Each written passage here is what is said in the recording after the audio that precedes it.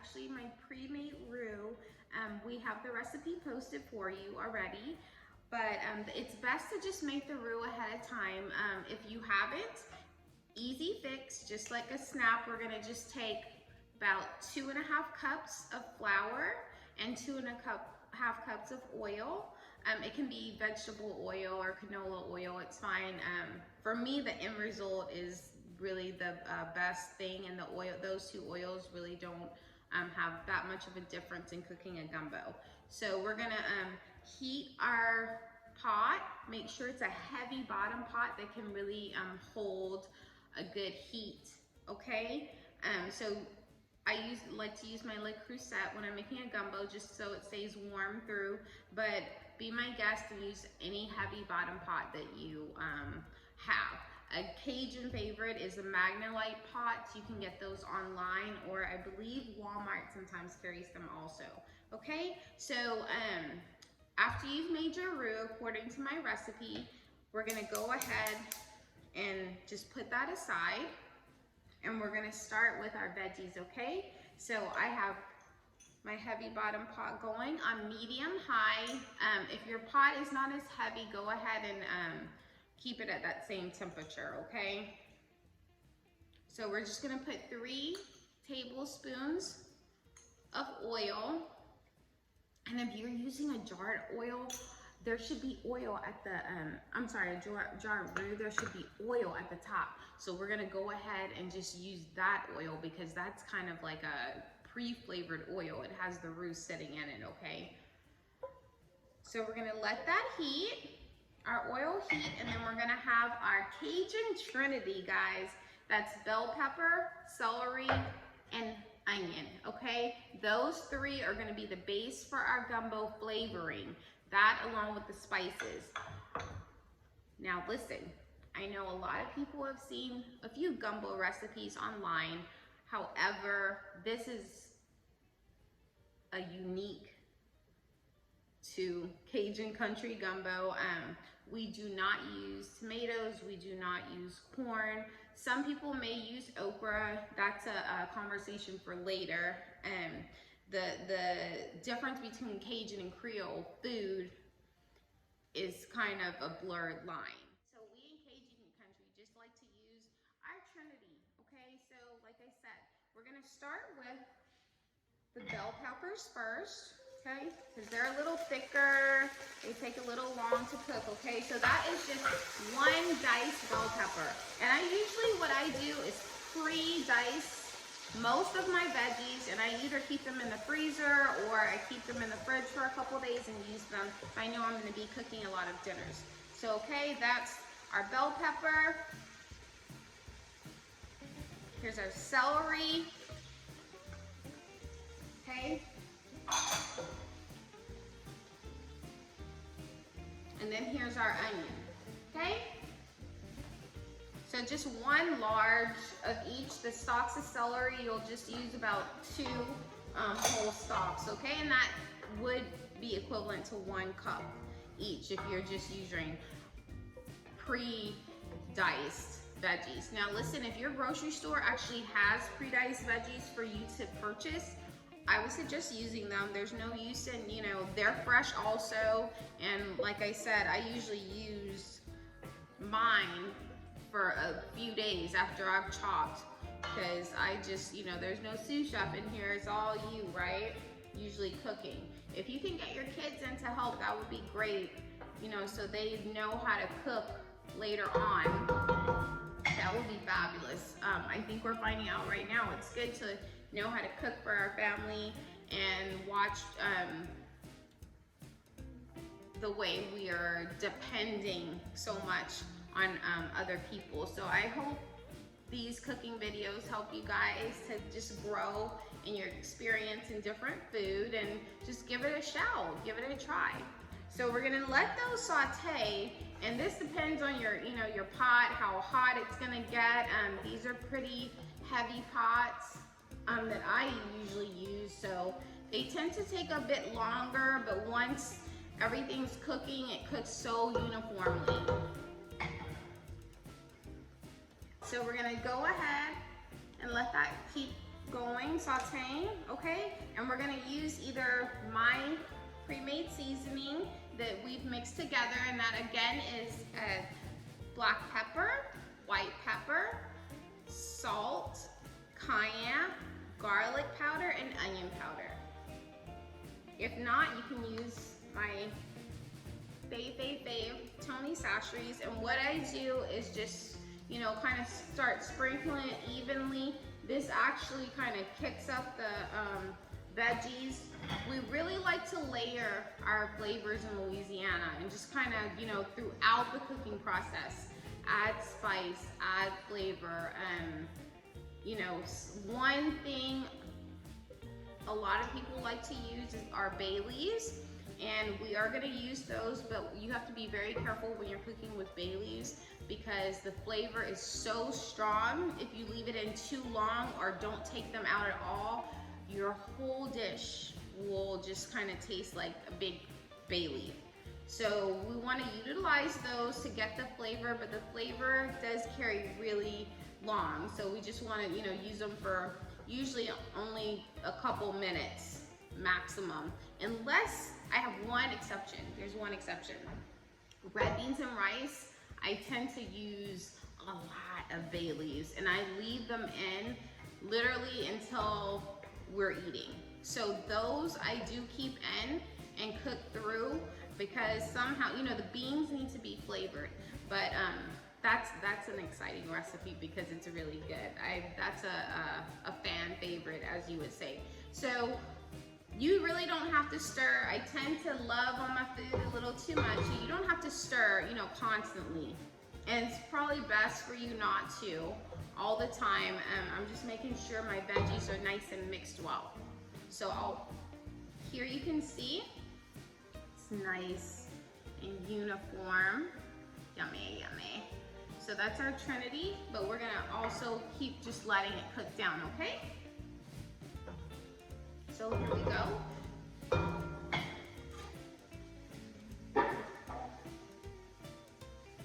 So while we wait for that to saute down some more, what I'm gonna do is prep out one single lonely drumstick, or two if you'd like. So what that does is start flavoring. Get us ready to start flavoring our gumbo base, which is gonna be the Cajun Trinity, our roux in a little bit. We're gonna be adding in our water.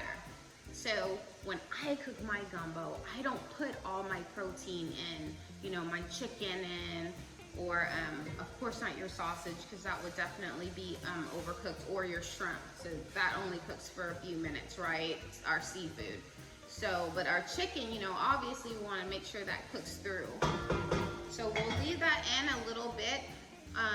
It's getting nice and happy. What I'm going to do is actually lower my temperature from high to a medium. Okay?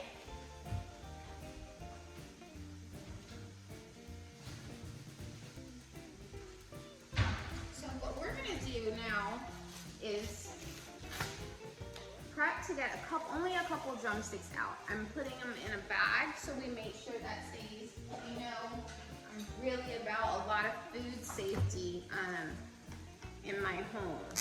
So what I'm gonna do, I'm just prepping out 2 single drumsticks, okay? And we're gonna put those aside.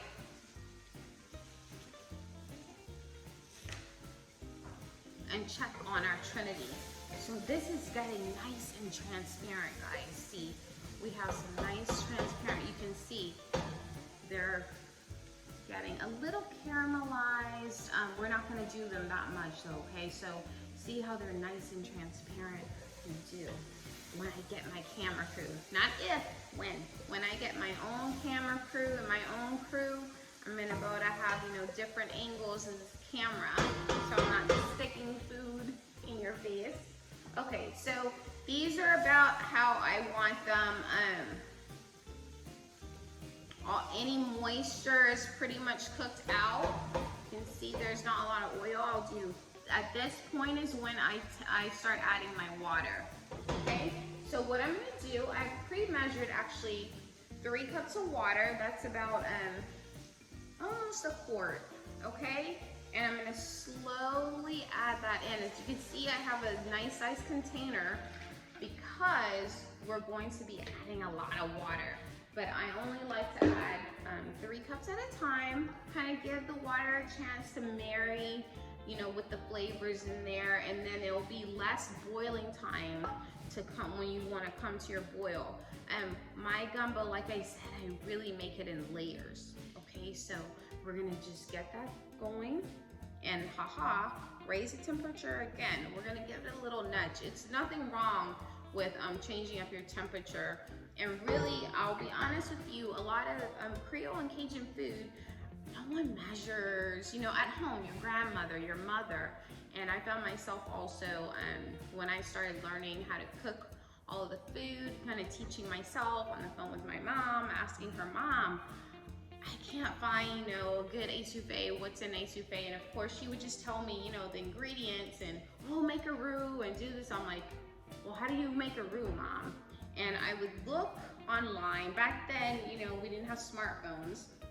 And so I would just, you know, dial up AOL and wait, you know, for it to come up and look up roux, and how many things came up. You know, it wasn't, there was no social media. This was in the, I would say the late 1990s. So is when I really started to be interested in cooking. And so here we were, you know, trying to get these recipes. My mom was kind of, you know, trying to explain how to make things. Of course, sometimes she would forget, you know, things to tell me. So this is heating up. So here we go, you know, a lot of learning on your own and just kind of checking it. And you just, growing up, whether you know how to make the food or not, hopefully more people are getting more interested in it. But the big thing was, you know what it was supposed to taste like. So of course, even my own sister, we don't cook the same because we weren't physically, you know, sat down and taught. Some things she actually learned from my grandmother, who was older by the time I was born. So unfortunately, I wasn't able to even have any of her cooking, much less learn from her how to cook. But Monique was fortunate enough, she's a bit older than me. Gotcha. But she's old, she was old enough to learn some things from my grandmother. So even our pralines, the way we make them are different because I kind of had to figure out how to make them. And she fortunately was shown by my grandmother, she picked it up. So a lot of people, you know, where our Cajun food takes a long time to cook, right? And Creole food take a long time to cook. So what we do, you know, sometimes you save it for the weekend, but what happens on weekends? So you have your neighbors coming over to eat. Everything involves food, okay? So you have your neighbors coming over to eat some. You have relatives. What we would do is just drive from kind of aunt's house to cousin's house. And you know, a lot of people live pretty close. So not everyone actually had to drive. And some people, some families and extended families, you know, I'm talking about, you know, grandma and grandpa, mama and papa, and you know, then here's one child, another child, and sometimes they have, you know, a stretch of some acres of land. And what they do, they name the street. One street is named after their family name, their last name, and kind of the whole family just kind of lives in one neighborhood off of usually one street. And that's very common where I'm from. And there's some sweetness to it, right? You always with your family.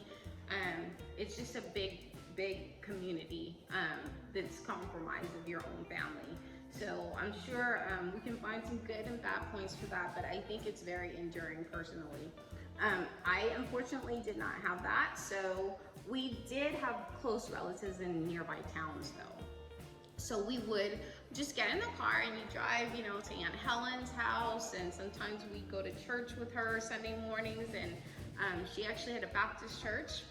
I grew up Catholic actually, and boy, those churches last a long time, but you know what they did break for and so on Sundays is hello home cooked food. And Helen actually had a cafeteria for a little bit, and so she was definitely an area cook out of New Iberia, Louisiana, that a lot of people still to this day actually remember eating at her cafe. She was famous for her biscuits, and I really liked her lemonade for some reason, probably full of sugar. So anyways, yeah, just a love of food, guys. You know, that's how people cook, and they remember how different people you know, how their food tastes, and they just appreciate it.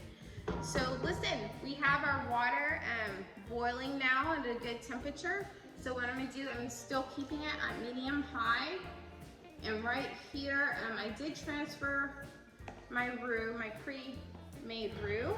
I transferred it in to just a container that would be easy. So the thing with roux is if it's pre-made, it does get, you know, it settles and it gets hard. So even out of a jar, you'll have it like this. You actually have to scoop it out of the jar. Just kind of work it out. You know, if you buy, I do suggest one roux that I actually also buy, because sometimes, you know, we run out of time. It's fine. And I'll put that up. I have no affiliation with anyone I ever mention. I just, you know, that's the stuff I've used for years, and that's the stuff I trust. I'm not saying anything else is not good, but that's just what I've, you know, grown to trust. I try something, if I don't like it, I don't buy it again, you know? And if I like it, I keep buying it. So there ain't nothing wrong with some jar of roux. It's just flour and oil, you know, anyways. It's kind of the difference of, like, you know, there's no flavor to it. There's no flavor. You're gonna still have the flavor. So some people say it's cheating. I say it's realistic. You know, sometimes if I actually had to make the roux and the gumbo the same day, you know, I just know that's a longer part of my day. But I don't mind being in the kitchen, but you know, I have other stuff to do sometimes. Okay, so we have, that's actually 20 ounces of roux, which would be about equivalent to about a jar and a quarter. So, you know, go ahead and measure that out.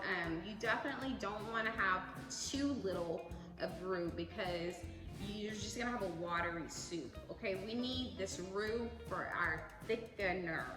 And so gumbo is not supposed to be watery. It's not supposed to be oily. My big pet peeve, I guess, out of those two, because those two really bother me. Okay, the roux is really melting in this water, so I'm gonna lower it to like low medium, okay? That's in between low and medium. I don't know if that's the technical, you know, I don't think anybody's stove really has that. If y'all do, awesome. If you don't, it's between low and medium. So we're just gonna stir this in. Melt it, melt it. You do not want chunks in here.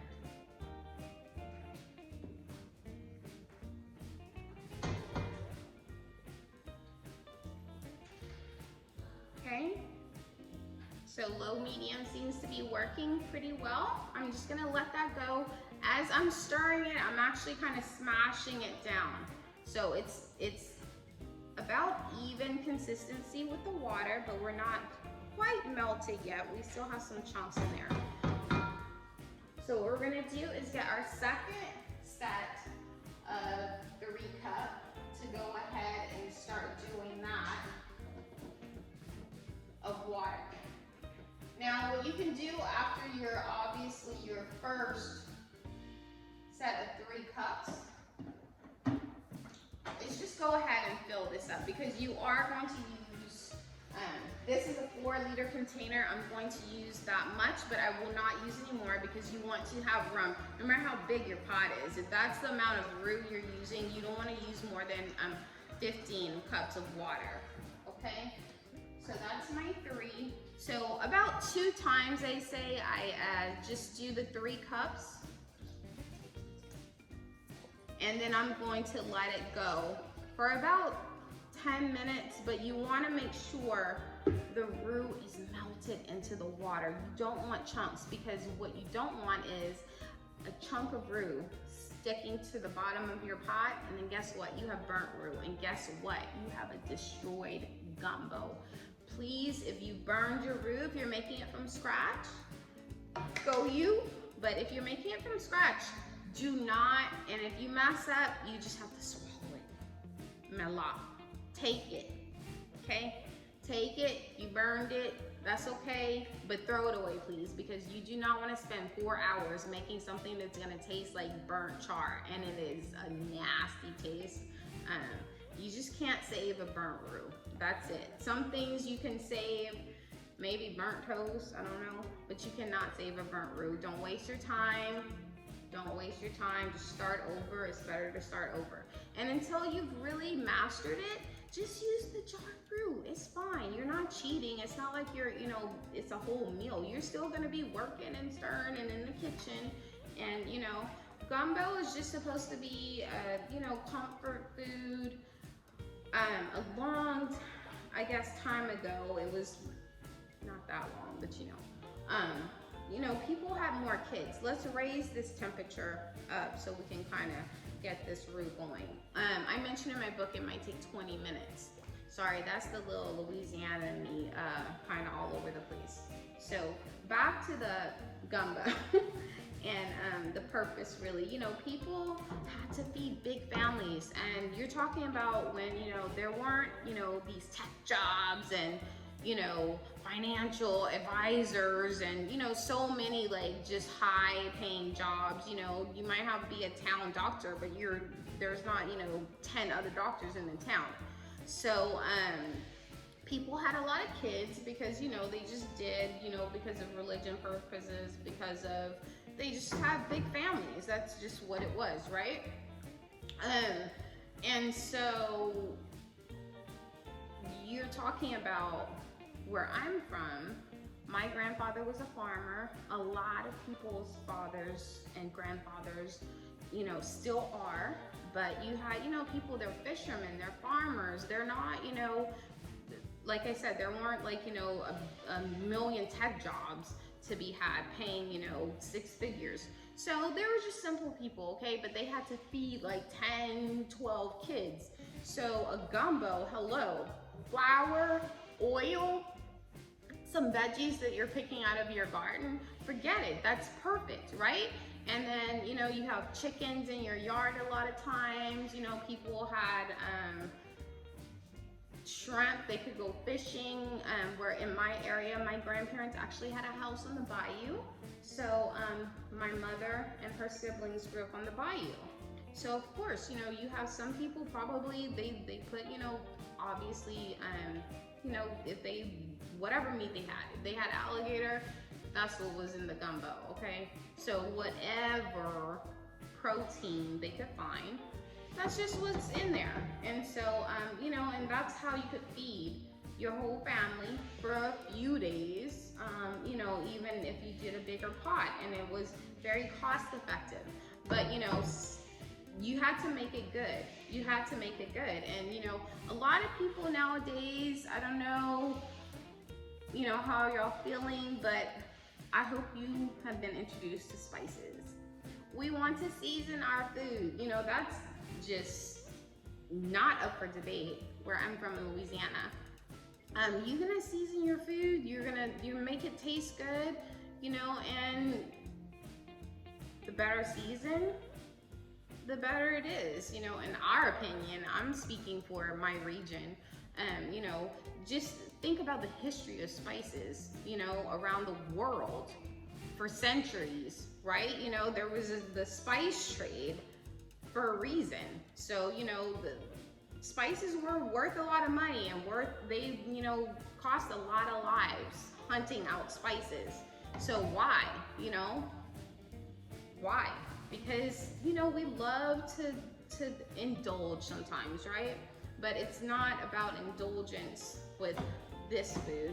It's about making it taste good. You know, how can you just eat something without seasoning? So, you know, if you can't have salt, that's fine. Use something else. But have other, there's so many different seasonings, and it's just like such a beautiful thing.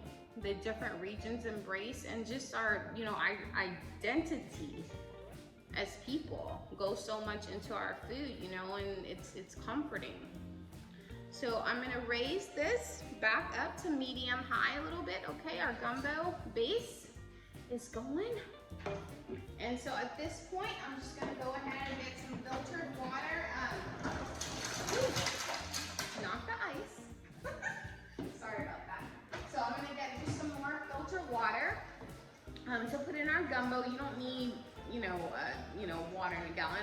Obviously, you can use water out of your sink because this will be boiled. So there's no safety issues. This will be boiled for many hours. So we want to stir in. Here, I have a little over 3 cups again. Like I said, you don't want to just kind of rush the gumbo water in, because then it'll be harder to bring to boiling temperature. And it also gives it a chance to flavor all of the water at once. Here. So believe it or not, all our roux still isn't melted. That might be the bonus point of making a roux. You know I already said I don't like to make my roux the same day I'm making a big meal, and that would really just pretty much go for gumbo and maybe even jambalaya rice dressing. I do have a recipe for a large batch gumbo, and that is my preference of choice also. And you would just double up the ingredients. And one of the reasons I started making that is I have a family of 4, and some of them are picky, I won't say any names. So one person in particular does not like crabs, and that is a must in my seafood gumbo.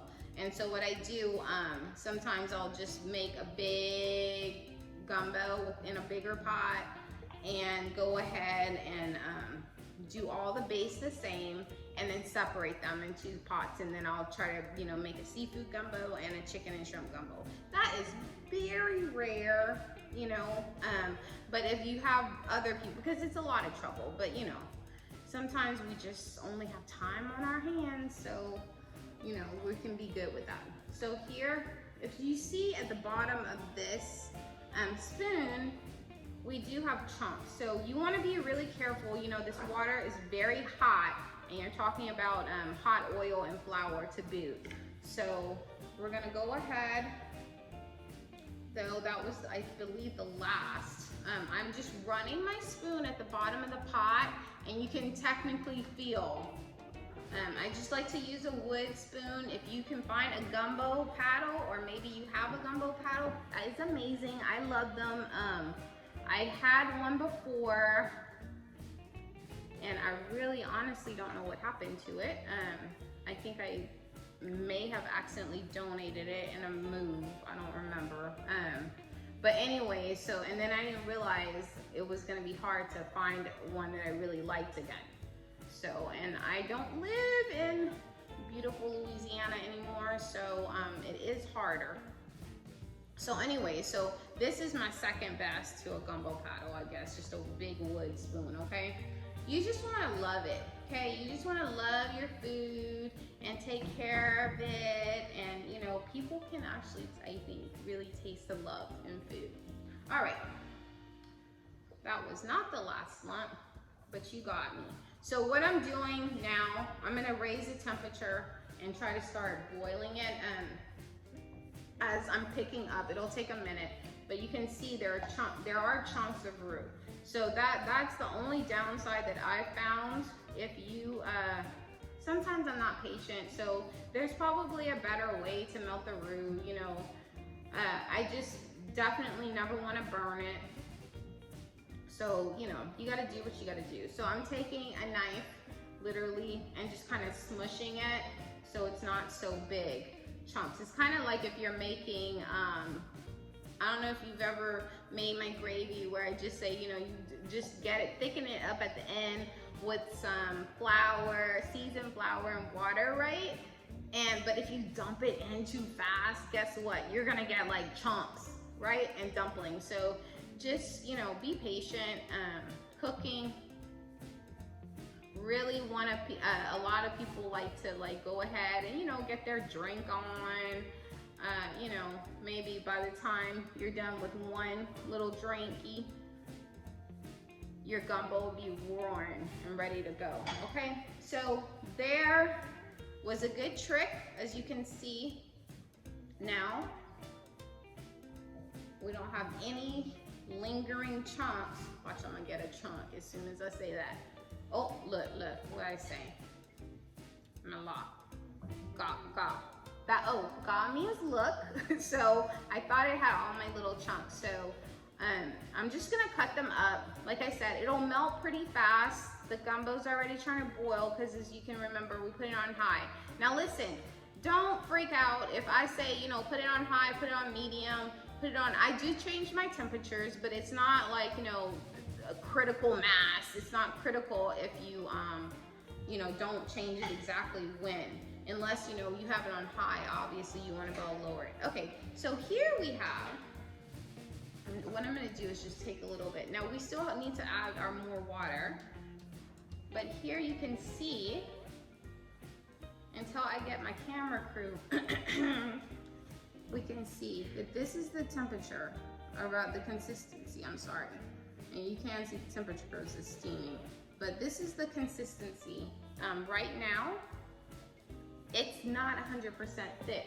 So what happens is the roux, as you put it in the water, you know, it's gonna need time to thicken this amount of water, but don't add more roux.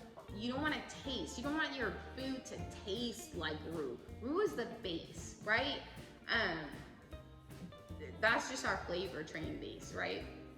We're not having food that tastes like, you know, the roux is basically, and don't scream at me. For me, I mean, it's basically like burnt flour and oil, burnt to a basic minimum. I don't mean burnt, because I know I told you already. Don't be cooking with no burnt roux, okay? Like for real. And then, and don't say you heard it from me. I said do this, or oh, it's just burnt flour anyways. No thank you. All right.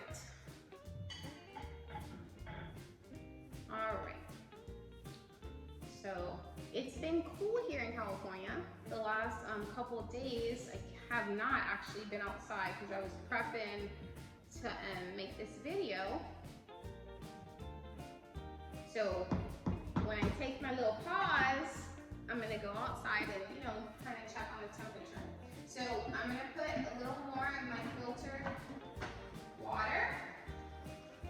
And this time, since we're almost at the top actually, I'm gonna actually just put the 6 cups at once, okay? My fridge is not happy right now.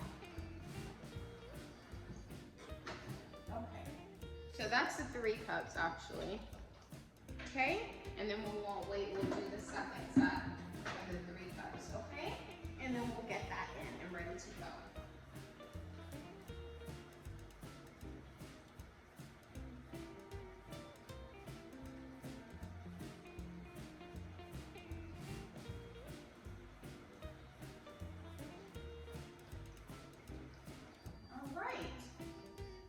Okay, so, and here's our second set of 3.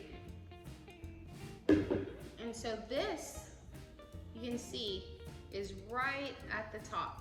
And so I'm just gonna give this a few more stirs, a little more carefully now because the pot is full. Okay, and I'm gonna sprinkle, this is about 1 tablespoon of Tony Chachere's, okay?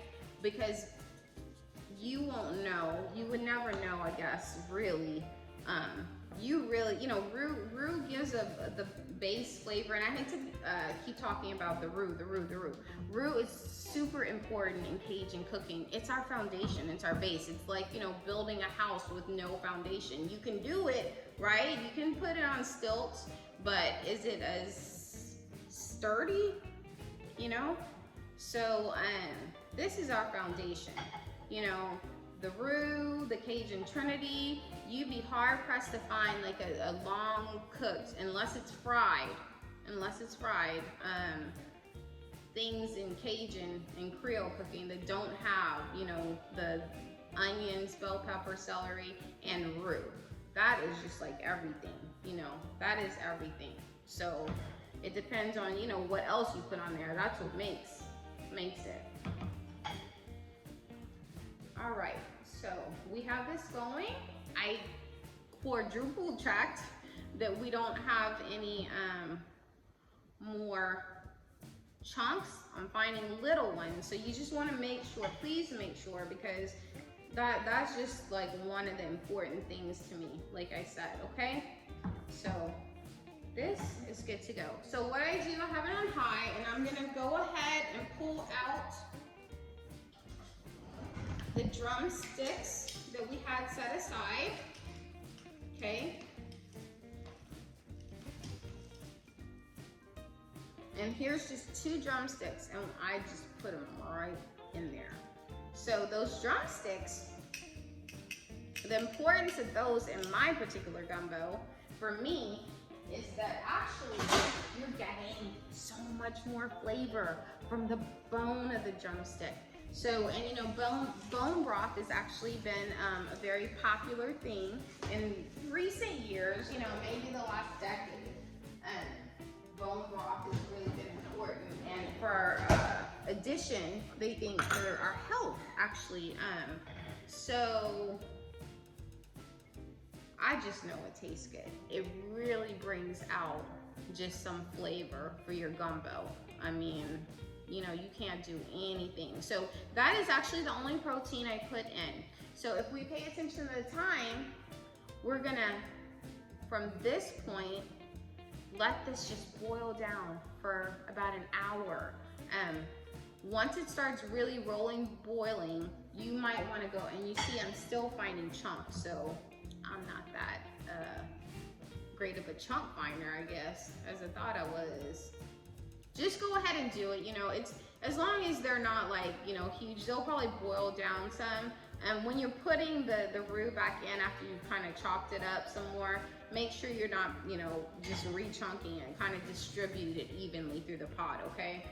So, I'm gonna call it, I think that's it for our chunks of roux.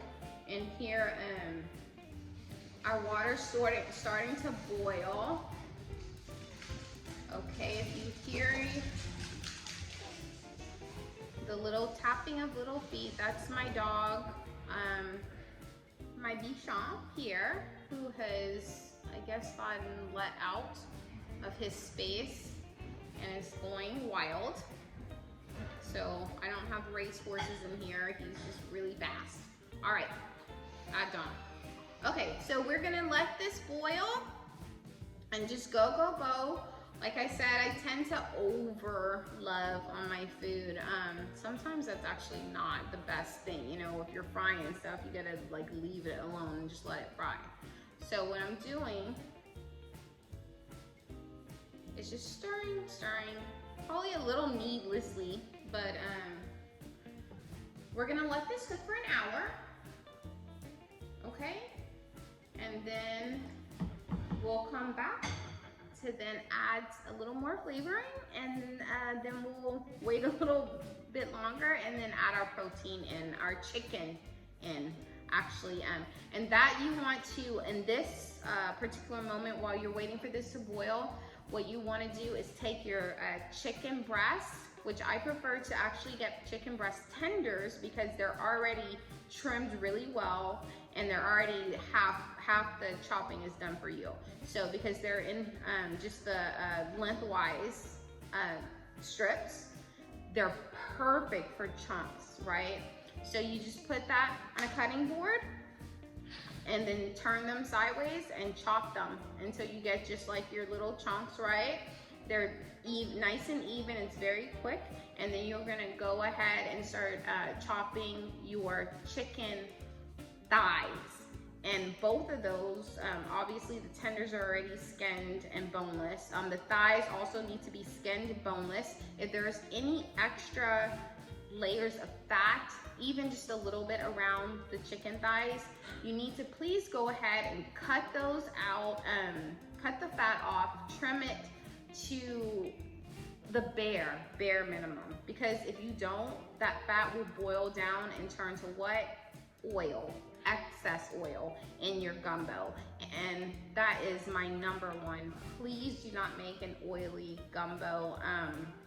It doesn't add to anything for me. It's best to just have that clean, nice, smooth flavor without having a bunch of oil in your mouth. It's just greasy. It's just, you know, like I said, it's one of my pet peeves about gumbo, and that's, you know, I love to taste other people's gumbo, but I really hate when I have to taste an oily one. So this is going, so we're gonna bring it to, like I said, a boil. And when that starts boiling, just lower it and have it on just a low boil. Make sure it's not gonna boil over, and then you're just gonna come and literally stir. 3 stirs, you know, a few stirs for every 15 minutes. So within the hour, obviously, right? We're gonna just make sure. So this is our first stir. 1, 2, 3, okay? Put your utensil down, and we're just gonna let it go on a low boil, okay? Make sure it's going, it's moving, gumbo's moving. Come back every 15 minutes, and we'll go from there. See you in an hour.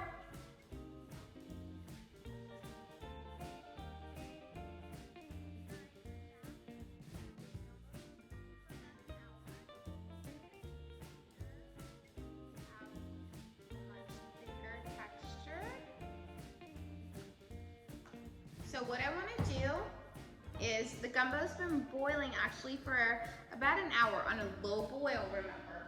And so I'm already prepped. I've removed the cover. What I've done, I have here prepped is about 2 pounds of chicken thighs that I cut into chunk pieces, just bite-sized pieces basically. And then I have about 2 pounds of chicken breast tenders that I also cut. Those have both been trimmed. You may see a little fat, but it's not much. Remember, we want to keep the fat from our protein to a minimum so that we don't have an oily gumbo. So here I'm just going to lightly season with my seasoning, what of your, you know, choosing. Either you can make the seasoning that I suggested out of spices, or use my fave. I really don't suggest, I haven't used every spice in the world, right? I would prefer you use a Cajun or Creole spice if you don't make your own. So here, so you can see I've only lightly seasoned the chicken, not overwhelming, because we already have seasoning inside of our gumbo base. So here I'm going to just slowly scoop in the chicken. Okay, if you have it in a different container, maybe a bowl, it might be easier, but I don't like to overwhelm. And some of the water has cooked down from the gumbo that we've already started, so we have plenty of room for our chicken. Now, we want to remember to keep our food safety a priority, so I'm using this spoon that I've been using to scoop the chicken in. However, after I'm done scooping in my chicken and giving it a little stir, I'm gonna change my utensil, okay? I suggest you do the same.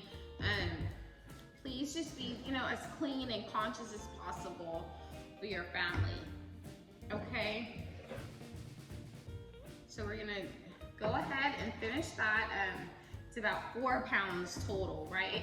So we want our gumbo to have a bite of protein in every meal, and what we're gonna do is cook this through for a couple more hours actually, and so all the flavor from the gumbo is gonna get into the chicken. It'll be nice and tender, and I'm at a point where I see I can just go ahead and scoop it in. Like I said, if we want to quickly make sure we then put this and, you know, get it sanitized, this chopping board sanitized, right? Okay, and we're gonna throw that in there. You know, gumbo is just, you know, same base, different ingredients. actually never made a vegan gumbo. I have, as a favor for friends, made a vegan jambalaya, and that actually they were a big fan of that. That's the first time I made it. So I'm not sure if you're vegan, if you could actually have gumbo. I'm sure you could throw some, you know, vegan sausage in there, but you know, it's all in what you can do for yourself. And this is just traditional Cajun food, and traditionally we are just used to, you know, eating protein. So if that's not your thing, it's fine. I will have some recipes that I can suggest vegan substitutions for. This just so happen is not one of them. So you can properly use seafood if you like. I'm just getting a clean, unused utensil to go ahead and stir. So what's happened, what I'm sure you can see now, which is really nice, we have here our chicken added in, and of course that's made our pot come back up to the top. And so we're gonna just go ahead. That gumbo's really hot, so that chicken pretty much anything was gone. What I like to do when I'm making my gumbo is once I've seasoned all my protein, I don't use the seasoning anymore. We want to be careful with the salt intake of both my seasoning and any other Cajun seasoning. You know, salt is a great thing to have, but if you can't, like I said before, you just go ahead and, you know, there are substitutions, and you don't have to live your life, you know, spice free. Here I'm going to take a half a teaspoon of cayenne pepper. Now usually I would say, you know, don't worry about it, about a half, you know, because we don't measure anyways. But the cayenne, if your family is a little sensitive to heat, or you know, your kids aren't particularly fond of spicy food, if you're not from Louisiana, I'm just taking a half a teaspoon. You can definitely cut that down and don't use it all in the whole gumbo. And if you want to use it into your individual bowl of gumbo, that's fine. Obviously, don't use a half a teaspoon, just a little sprinkle, and you should be good to go. So we'll put that down and go ahead and stir in our yummy cayenne. That's gonna give it, our gumbo, a kick.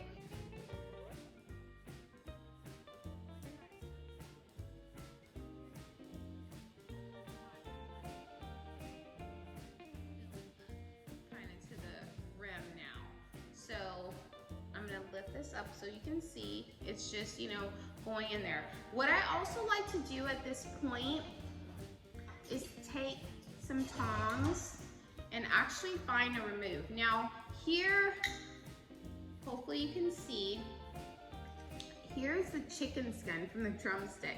So I actually take that out because that's been cooked down, and you know, some people don't mind. I actually do. So I like to remove the 2 drumsticks that I have in the pot. Now you can actually do this before you add the other chunks of chicken,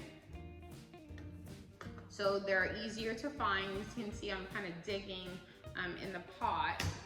Just make sure, you know, you're using the proper utensils. And what I do is take the chicken out, and then I remove the chicken skin. That's just an easy way to do. Also, if you you know, have any random, the bottom of the chicken leg, you can go ahead and remove any bones just in there, so you know, we don't have any incidents when people are eating their gumbo. I tend to, you know, serve people in my household. Mostly my kids don't have to serve themselves. And so that's up to you, obviously, you know. It's just really hot, so I don't want any, you know, burns or anything. So we'll go ahead, remove the chicken skin, just because you don't have to, but you know, I prefer not to eat it in a gumbo. I like it, you know, fried chicken skin is really good if you season it right. Hello. We'll do that another day, all right? Just some nice pan-fried, buttermilk fried chicken. That's actually good and as used as the main dish for red beans and rice. So we'll do that another time though. So let's focus on the gumbo. So here, I got the chicken skin out. I have our chicken pieces, chunks ready in the gumbo. The gumbo is gonna be nice and full. Everyone will have a nice bite. I have my shrimp defrosted. Make sure at this point your shrimp is defrosted. If you haven't defrosted in the refrigerator or you have not, if you're lucky to get fresh shrimp, great. I unfortunately cannot right now get fresh shrimp, so I bought frozen shrimp, uncooked please, raw. And go ahead and start defrosting that if you haven't already, and then we'll just wait to put that in. We're gonna let the gumbo cook for another 2 hours. Please stir every 30 minutes at this point at least, and we'll be good to go. All right guys, well, looks like we made it to the long haul. Here's the gumbo out at about 3 hours. So I haven't done my stir yet, but what we're gonna do is go ahead and add bay leaves for 2 minutes. Here you can see the chicken. He's kept his shape very well. It's not really shredded. So let's get started on wrapping this up, okay?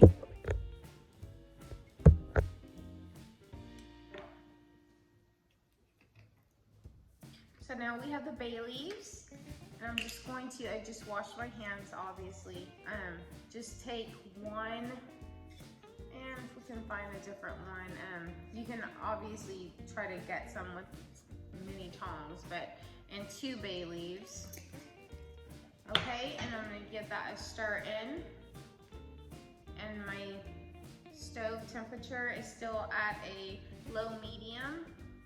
I'm just gonna stir those in, let them get all of the gumbo kind of touched by the bay leaves, right?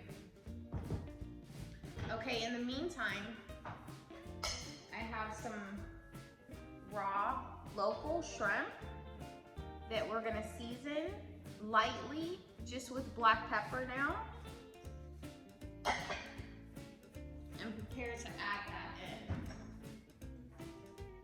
So we just want to take the black pepper, season lightly. There you go. It's just about a half a teaspoon. Okay. Then we're going to take another stir. We're going to start to look for the bay leaves. Just remember how many you put in. Please don't put in more than 3. Here's 1. They should be floating to the top at this point. And you can go ahead and raise your temperature to medium so you can prepare for the shrimp. Now your shrimp needs to be raw and peeled and deveined tail off, okay?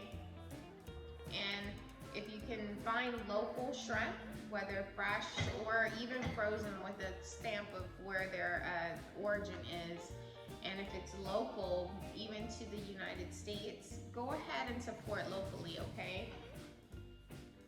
All right, so we have both our bay leaves out, and so I'm just going to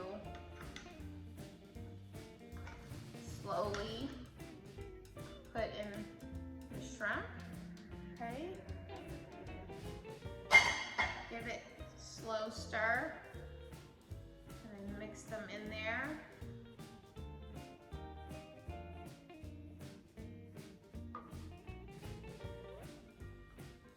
It's a little piece of shell loading in, so I'll just take that out easily.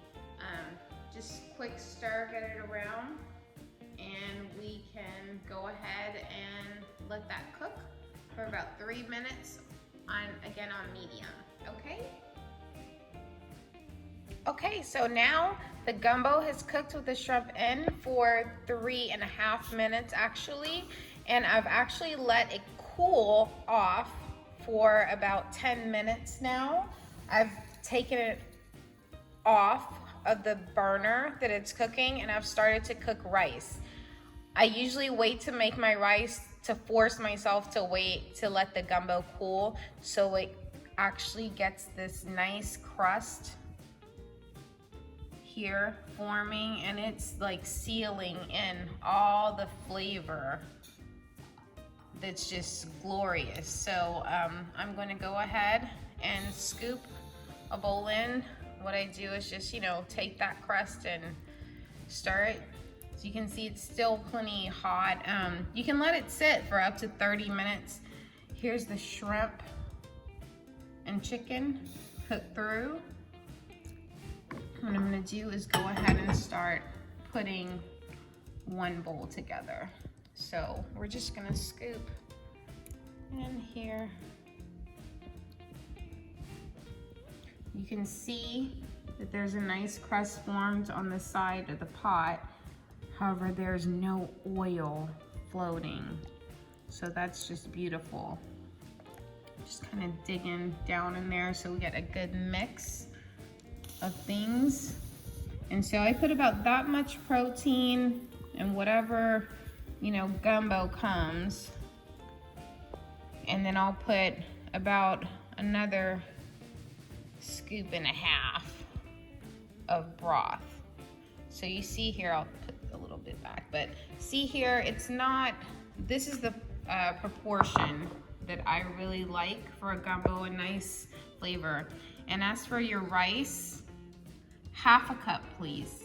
Half a cup. I usually even put it in a measuring cup. Here we go. Half a cup. Half a cup, please. Maximum. You can put less, but maximum. It's not chicken and rice or chicken and shrimp and rice. It's gumbo. So let's, you know, minimize the amount of rice we're using. Go ahead and put extra, take a taste. I hope you like it. Put extra cayenne if you want a little more spice. You can go ahead and use some Tabasco also if you want to give it a different flavor. But go ahead and taste it first before you start doing your additions, okay? I hope you enjoy. Bye.